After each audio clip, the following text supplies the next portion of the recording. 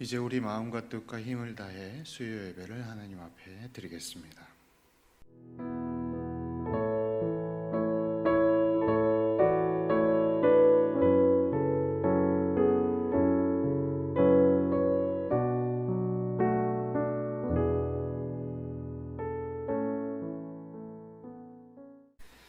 내가 복음을 부끄러워하지 아니하노니 이 복음은 모든 믿는 자에게 구원을 주시는 하나님의 능력이 됨이라.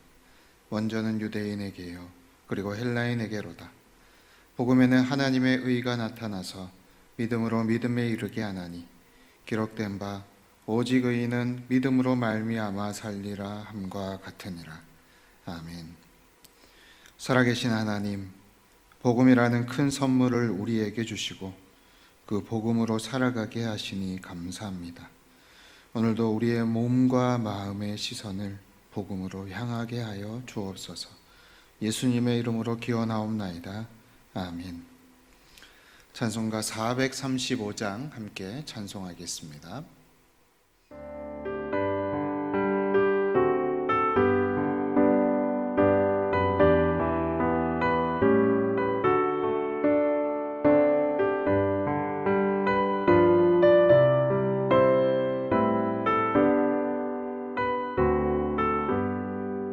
나의 영원하신 기업 생명보다 귀하다. 나의 갈 길 다가도록 나와 동행하소서. 주께로 가까이 주께로 가오니 나의 갈 길 다가도록 나와 동행하소서.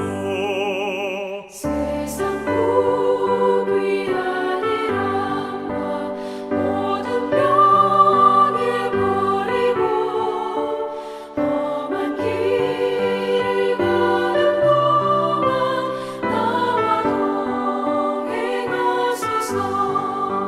주께로 가까이 주께로 가오니 나의 갈 길 다가도록 나와 동행하소서.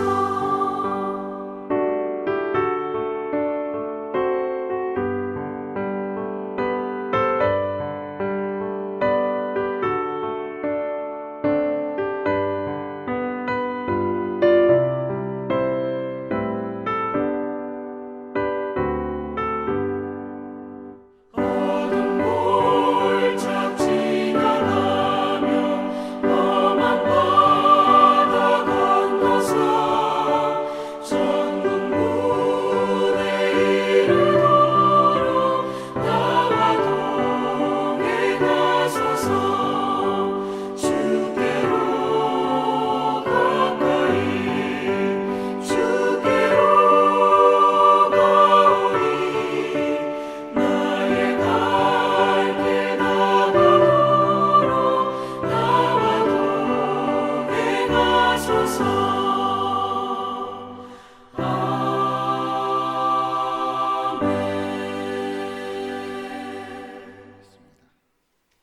살아계신 하나님 아버지, 오늘도 우리가 각자의 처소에서 예배함으로 나아가게 하심에 감사드립니다.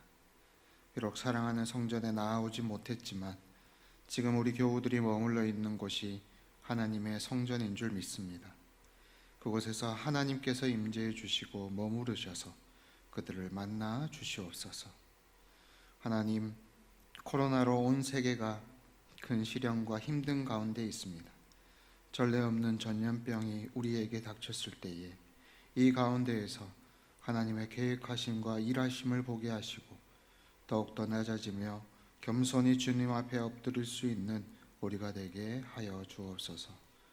오랫동안 제한된 생활을 하는 모든 이들의 마음을 복음으로 위로하여 주셔서 우리의 몸은 제한될지라도 우리의 영은 하나님 안에서 그 누구보다 자유롭도록 인도하여 주옵소서. 특별히 우리 교회 어르신들의 건강을 붙들어 주옵소서. 코로나로부터 지켜주시고 다른 모든 질병으로부터 강건할 수 있도록 인도하여 주옵소서. 그래서 갈렙과 같이 그들이 나이가 들어도 주의 일을 기쁨으로 감당하는 하나님의 사람들이 되게 하옵소서. 사랑하는 어린 자녀들과 교회 학교 학생들을 붙들어 주시옵소서. 주님 안에서 꿈을 가지고 달려가되 하나님이 나의 가장 큰 후원자임을 기억하고 두려움 없이 담대하게 달려가게 하옵소서. 모든 직분자들, 성도님들, 비록 교회에 모이지 못하지만 늘 성전을 사모하게 하시고 속히 모든 어려움이 해결되도록 우리 마음 모아 함께 기도하게 하옵소서. 하나님, 이제 한 해가 마무리가 됩니다. 지금까지 지켜주셨던 하나님의 은혜를 기억합니다. 그래서 앞으로의 삶도 걱정보단 기대함으로 바라봅니다. 우리 안에 가장 좋은 것으로 채우시길 원하시는 주님의 은혜가 우리 성도님들의 삶에 가득하게 인도하여 주옵소서. 예수님의 이름으로 기도하옵나이다. 아멘.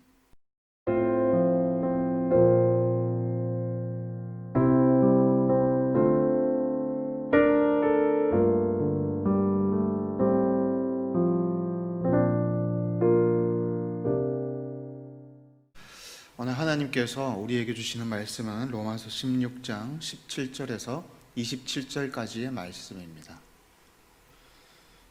로마서 16장 17절에서 27절까지 말씀, 신약성경 262페이지에 있습니다.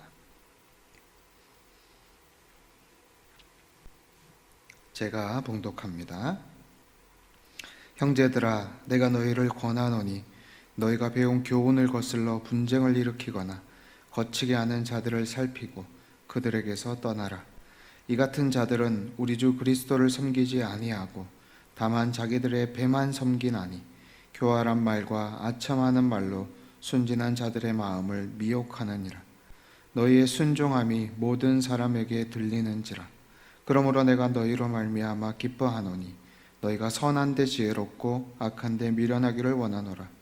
평강의 하나님께서 속히 사단을 너희 발 아래에서 상하게 하시리라. 우리 주 예수의 은혜가 너희에게 있을지어다. 나의 동역자 디모데와 나의 친척 누기오와 야손과 소시바더가 너희에게 문안하느니라.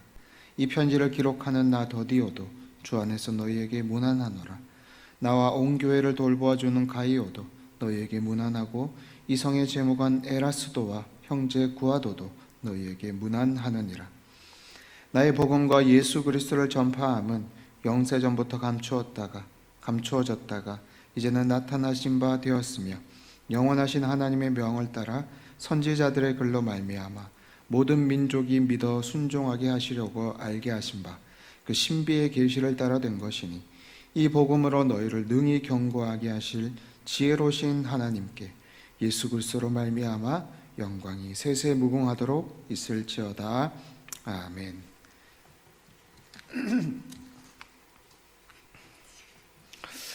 오늘 우리는 2020년 마지막 수요 예배를 드리면서 저와 함께 같이 공부하고 있었던 로마서도 마무리를 하게 됩니다.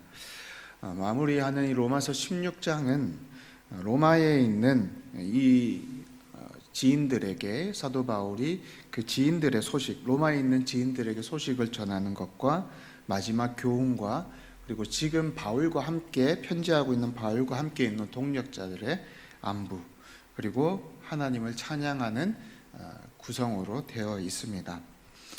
사도 바울은 마지막 교훈을 통해서 로마 교회 교인들에게 마지막 권면을 하게 되는데, 그 마지막 권면이 뭐냐면 분열을 일으키고 올무를 놓는 사람을 경계하라라고 이야기를 전하고 있습니다. 이것은 마지막 교훈이자 사실 마지막 때를 살아가고 있는 우리에게 사도 바울이 전해주는 교훈이다라고 할 수가 있겠습니다. 믿는 자들의 마음을 분열시키고 넘어뜨리려고 하는 것, 예수 그리스도를 믿는 것이 시간이 흐르면 흐를수록 점점 더 쉽지 않아져만 갑니다. 우리가 앞으로 살아가는 삶에도 마찬가지인 것이죠. 계속해서 우리의 삶이, 특히 믿는 사람들에게는 살아가는 삶이 쉽지가 않게 됩니다. 예배를 드리는 것이 나쁜 일이 되고 사람들 보기에 좋지 않은 인식이 되고 사람들에게 욕을 얻어먹는 일이 되는 것, 지금 우리의 현실 속에서 실제로 일어나고 있는 일들이죠. 근데 이런 일들이 계속 일어나면서 계속 믿는 자들은 핍박을 당하고 고난을 당하는 일들이 마지막 때에 일어난다라고 성경은 우리에게 전하고 있습니다. 그러면서 전하는 말이 뭐냐면, 그렇게 우리를 분열시키고 우리를 미혹하고 우리를 넘어뜨리려고 하는 자들을 조심하라라고 이야기를 하고 있습니다. 그러면 우리는 어떻게 조심을 해야 하고 어떻게 우리를 넘어뜨리려고 하는 사람들, 우리를 분열시키려고 하는 사람들의 우리가 알 수가 있을까요? 누가 그렇게 우리를 넘어뜨리려고 하는 사람인 줄 알 수 있을까요? 오늘 말씀에서는 이렇게 얘기합니다. 그 사람들은 우리가 배운 교훈을 거스른다라고 이야기를 하고 있습니다. 저는 우리 한국 교회의 어떤 교리적인 힘이 어디서 나올까 생각해 볼 때에 사도신경에서 나온다라는 생각을 많이 합니다. 사도신경은 길지 않은 신앙 고백문이지만 그 신앙 고백문 안에 기독교의, 우리 한국 교회의 그 기독교의 신학이 고스란히 다 담겨져 있다라는 것이죠. 짧은 문장인 듯하지만 그 한 문장 한 문장, 한 단어 한 단어 안에 놀라운 의미들이 다 포함되어 있고, 그런 의미들이 여러분 우리가 매번 예배를 드리면서 또 어렸을 때부터 이 사도신경을 외워오고 암송하면서 우리도 모르게 우리만의 신학을 형성하고 우리만의 교리들이 세워지게 되는 것입니다. 그래서 어떤 분들은 내가 아는 것이 아무것도 없는데 라고 얘기하실 수도 있습니다만 그렇지 않습니다. 우리가 사도신경을 알고 사도신경을 고백하는 것만으로도 우리가 정통적인 교리를 잘 안다라고 할 수가 있겠습니다. 그래서 우리는 때로는 우리가 잘 알지는 못하지만 어떤 이단들이 우리에게 다가와서 이상한 이야기들을 할 때 이게 뭔가 이상하다라는 느낌을 받게 됩니다.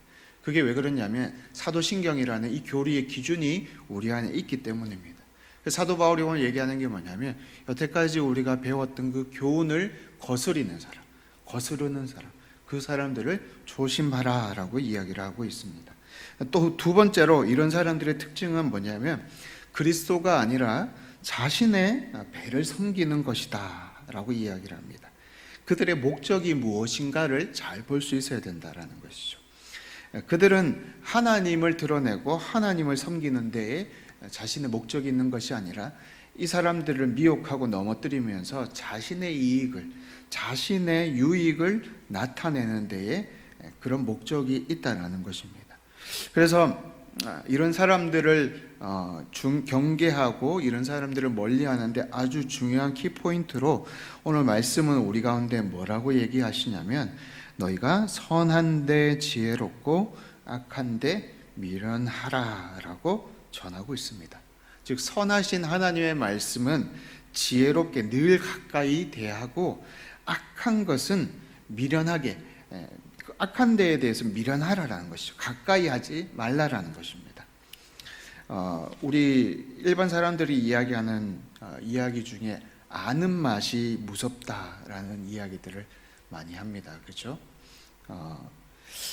지금 이제 저녁에 예배를 드리고 계실 텐데, 여러분 우리가 밤 되면 이렇게 야식이 생각나지 않습니까? 특별히 정말 이렇게 뺏어 먹고 싶은 야식이 있다면 라면이라고 할 수 있겠죠. 꼭 누군가가 라면을 끓이면 내가 한 젓가락만 먹을게라고 얘기하면서 정말 그 유혹을 뿌리치기가 쉽지 않은 그런 일들이 많죠. 왜 그렇습니까? 그 라면이 얼마나 맛있는지 잘 알기 때문입니다. 다이어트 중인 내가 지금 밤에 이 라면을 먹으면 절대 안 된다는 것을 알고 있지만 그것이 얼마나 맛있고 얼마나 달콤한지 알기 때문에 그 유혹을 뿌리치기가 쉽지 않은 것이죠. 하나님께서 악한 데 미련하라라고 이야기하신 것도 마찬가지입니다. 악한 것에 빠지는 그 맛을 알아버리면요, 그것 때문에 거기에서 돌이켜 나오는 것이 결코 쉽지 않기 때문입니다. 그래서 이 악한 것이라고 하는 것은 되도록이면 경험하지 않는 것이 좋습니다. 내가 이것도 경험하고 저것도 경험하고 그리고 나서 내가 주님께로 돌아와야겠다라고 생각을 하지만 사실 인간의 의지는 그렇게 대단하지가 않죠. 그렇게 갔다가 다시 돌아오지 못하는 경우가 굉장히 많기 때문입니다. 그래서 이 악한 것의 유혹과 중독성을 잘 알고 있기 때문에 하나님 우리 가운데 악한 것에 미련하라. 우리가 기억해야 될 것은 악한 것을 하지 않는 것이 아니라 선한 것을 지혜롭게, 선한 것을 더 알아가는 데에 있다라고 우리 가운데 이야기를 하는 것입니다. 그래서 말씀을 늘 가까이 하고 말씀을 알아가고 말씀을 배워가는 것, 이것이 우리의 삶의 그 무엇보다 중요한 것이다라고 전달할 수가 있겠습니다. 25절 말씀을 제가 세 번역으로 읽어드리겠습니다. 하나님께서는 내가 전하는 복음 곧 예수 그리스도에 관한 선포로 여러분들을 능히 튼튼히 세워주십니다. 그는 오랜 세월 동안 감추어 두셨던 비밀을 계시해 주셨습니다. 바울은 자신이 선포하는 복음으로 말미암아 사람들이 튼튼히 세워진다라고 고백합니다. 여기서 우리가 좀 주의하면서 봐야 될 것은 너희를 구원할 수 있는 복음이다라고 이야기하지 않고 복음을 뭐라고 얘기하죠? 우리를 견고하게 튼튼하게 세울 복음이다라고 이야기를 하고 있는 것입니다. 이것이 무슨 말이냐면 복음이라는 것이 단지 우리가 예수 그리스도의 자녀가 되는 그 시작점에만 있는 것이 아니라 우리의 인생을 계속해서 새롭게 되고 우리의 이 삶을 견고하게 세워나가는데 이 복음의 영향력이 절대적이다라고 이야기를 하는 것이죠. 김용희 선교사님이라고 순회선교단의 대표이신 김용희 선교사님이 그 복음학교를 굉장히 많이 하시고 유명하신 분이지 않습니까? 그분이 입버릇처럼 하시는 말씀이 있습니다. 그게 뭐냐면 복음이면 다다라는 거예요. 복음이면 다다. 복음이면 다냐라고 묻는 사람이 있으면 이분은 담대하게 가서 얘기해요. 복음이면 다다. 복음이 우리의 인생의 시작이고 우리의 인생의 진행이고 우리의 인생의 마침이다. 오늘 사도 바울도 우리 가운데 이렇게 얘기하고 있는 것입니다. 복음은 단지 우리가 하나님의 자녀가 되는 것, 거기 그때만 사용되고 예수 그리스도의 십자가는 그때만 우리가 기억하고 그냥 끝나는 것이 아니라 살아가는 삶 곳곳에 우리가 이 복음을 가슴 깊이 새김으로 말미암아 이 복음 때문에 우리의 삶이 견고해지고 튼튼해진다라고 말씀 우리 가운데 전달하고 있는 것입니다. 그런데 이 복음은 오늘 말씀을 보면 선포할 때 그 의미가 있다라고 전하고 있습니다. 내가 복음을 잘 가지고 있는 것도 중요하겠지만 그것을 흘려보낼 때 그 복음을 듣는 자도 또 복음을 전하는 나도 복음으로 인한 유익을 누리게 된다라는 것입니다. 어떤 유익입니까? 견고해지는 유익이다라는 것이죠. 다만 우리는 복음을 선포하는데 부담이 있습니다. 상대방의 반응이라는 것이죠. 그러나 여러분 우리가 기억해야 될 것은 그 사람이 이 복음을 듣고 나서 나타나는 반응은 그 사람의 반응은 하나님께 맡기는 것입니다. 우리가 해야 될 것은 뭐냐면 바로 선포하는 것이다 라는 거예요. 우리 삶에서 그러면 복음을 선포한다라는 것은 어떤 의미일까요? 삶에서 복음을 선포한다. 쉽게 얘기하면 전도라고 할 수가 있겠죠. 하지만 지금 코로나19로 인해서 우리가 직접적인 전도가 불가능한 상태입니다. 길을 가다가 만나는 사람에게 복음을 전하는 것이 어려워진 상황이라는 것이죠. 이럴 때 우리는 어떻게 복음을 전할 수 있을까요? 어떻게 삶으로 복음을 선포할 수가 있을까요? 그것은 바로 순종을 통해 복음이 드러나게 하는 것입니다. 나의 작은 한 행동을 통해서 복음이, 진리가 보여지도록 하는 것. 아주 중요한 결정 속에서 나의 유익이 드러나게 하는 것이 아니라 복음과 진리가 드러나게 하는 것. 그것이 바로 우리가 삶으로 복음을 선포하는 것이라고 할 수가 있겠습니다. 그래서 바울은 27절로 로마서를 마무리하는데 하나님을 찬양하면서 로마서를 마무리하고 있습니다. 지혜로우신 하나님께 예수 그리스도로 말미암아 영광이 세세무궁하도록 있을지어다. 아멘. 바울은 하나님의 영광을 노래하면서 로마서를 쓴 자신이 아니라 복음과 하나님께 영광을 돌리고 복음과 하나님이 드러나기를 소망하는 마음으로 이렇게 로마서를 마무리하고 있는 것입니다. 기독교는 구원에 대한 조건을 걸지 않습니다. 내가 당신이 어떻게 행동을 하면, 당신이 어떻게 살면 구원을 받는다라고 이야기하는 종교가 아닙니다. 기독교는 하나님의 절대적인 주권으로 우리에게 구원이 선물로 주어졌다라고 하십니다.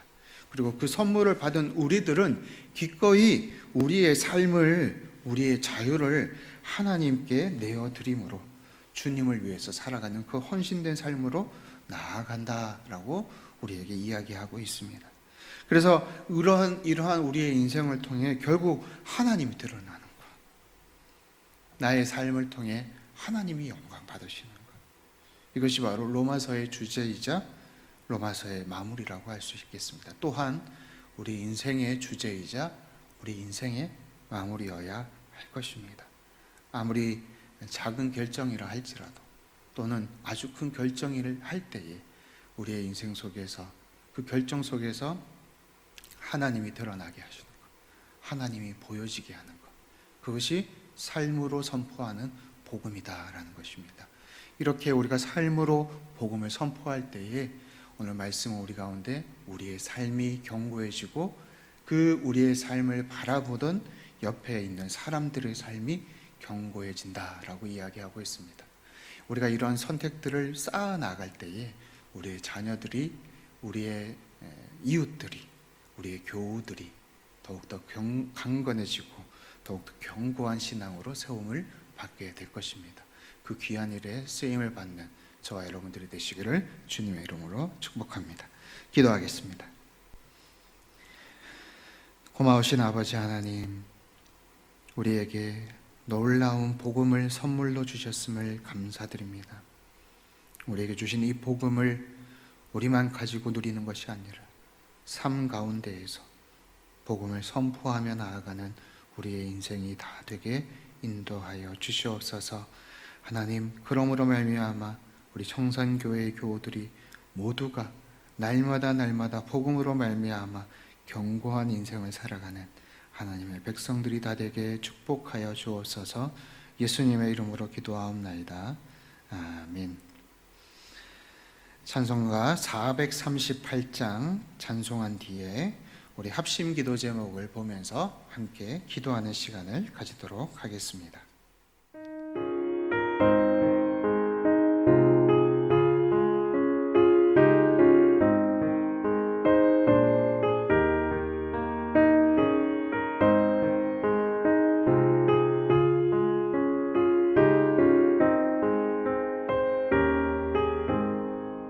내 영혼이 종이고 주와 죄짐 먹고 보니